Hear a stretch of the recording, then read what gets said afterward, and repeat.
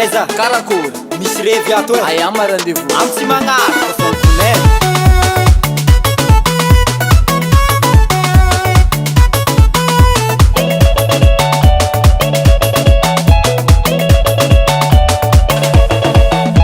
araroto fiainagna ambony donia ke somay la vie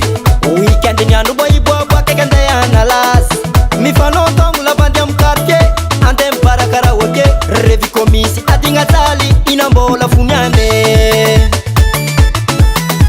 araroto fiainagna ambony donia ke somay la vie weekend ny andro mba hiboaboaka ke andeha analazy mifanotogno lavandy amy quartier andeha mibarakaraoke revy komisy adigna taly inambola foniane asalon hialagna lavitry atsika iaraka nalazy raha ilainao jiaby efa pareka sambora zay mety aminao izy koa mbola velognaigny manafo araroto fiainagna agnambony tany fa mandalo sy oe izy koa mbola velognaigny manafo araroto fiainagna agnambony tany fa mandalo sy oe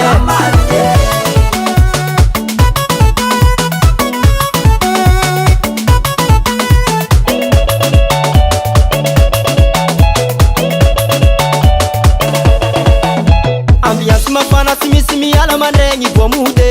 zay tsy miandry le tavela farafara ty fa mandeha sakisaky efa misy toka parera ilainao complet problème tsy miala amy fiainagna tany fa zegny tsy tambagny somabaly asalon hialagna lavitry atsika iaraka nalazy raha ilainao jiaby efa pareka sambora zay mety aminao izy koa mbola velognaigny manafo araroto fiainagna agnambony tany fa mandalo sy oe izy koa mbola velognaigny manafo araroto fiainagna agnambony tany fa mandalo sy oe Yeba c'est Brido Soumene baba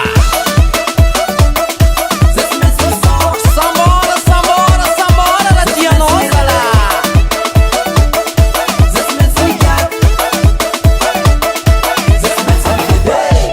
Mafana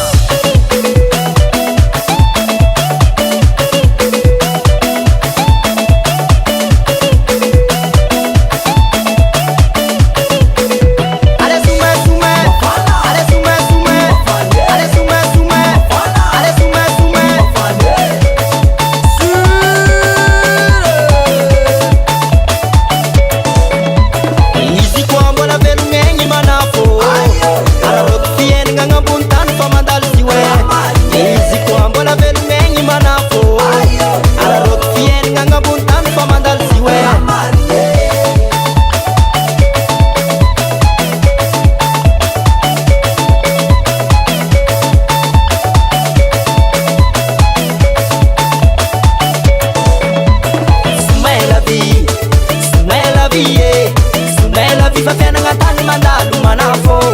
somay la vie fa fiainagna tany mandalo zalabe somay la vie